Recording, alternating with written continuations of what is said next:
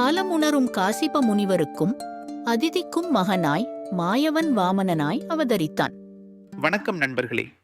கடந்த பாடலில் மாபலியின் கொடுஞ்செயல்களால் கலங்கிய தேவர்கள் திருமாலை அணுகி முறையிட்டதைக் கண்டோம்.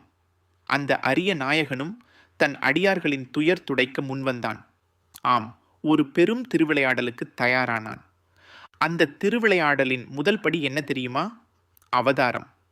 அந்த அவதாரத்தின் அற்புத தோற்றத்தை கம்பரின் எழிலார்ந்த வரிகளில் இப்போது காண்போம்.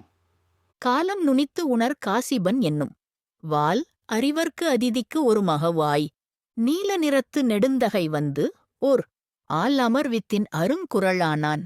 ஆஹா, என்ன ஒரு காட்சியை கம்பர் நம் கண்முன் விரிக்கிறார் பாருங்கள். முதல் வரி, காலம் நுனித்து உணர் காசிபன் என்னும் முக்காலங்களையும், அதாவது கடந்த காலத்தையும் நிகழ்காலத்தையும் வரவிருக்கும் எதிர்காலத்தையும் மிக நுட்பமாக மிக ஆழமாக ஒரு சிறிதும் பிசகாமல் உணர்ந்தறியும் ஞானம் கொண்டவர் யார்? அவரே காசிப முனிவர். சாதாரணமான ஞானமல்ல இது. அணு அணுவாக நுண்ணியதாக இந்த உலகின் ஓட்டத்தை அறிந்த மாபெரும் தவச்சீலர் அவர். அடுத்தது வாள் அறிவர்க்கு அதிதிக்கு ஒரு மகவு ஆய்.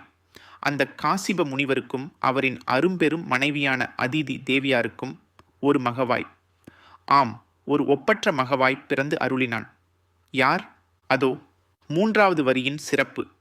நீல நிறத்து நெடுந்தகை வந்து.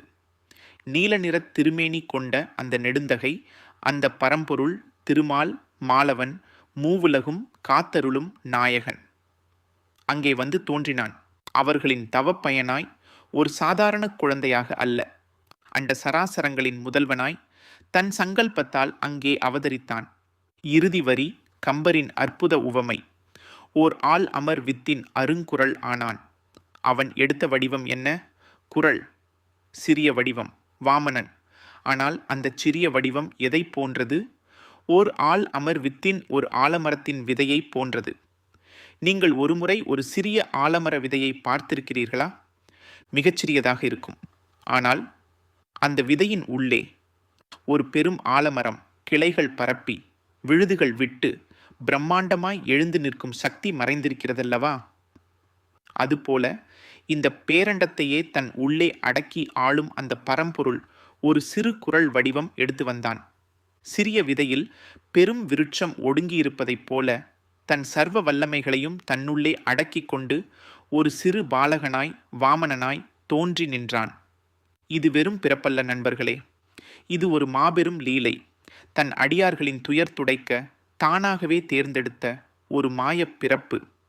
ஆஹா, கம்பரின் இந்த உவமை அந்த வாமனப் பெருமானின் மேன்மையையும் அவதாரத்தின் இரகசியத்தையும் எவ்வளவு அழகாக புரிய வைக்கிறது.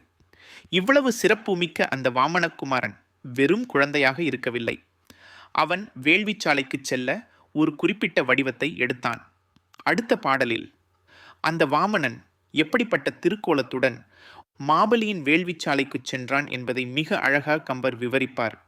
அதனை கேட்டு நாமும் ஆனந்தப்படுவோம்.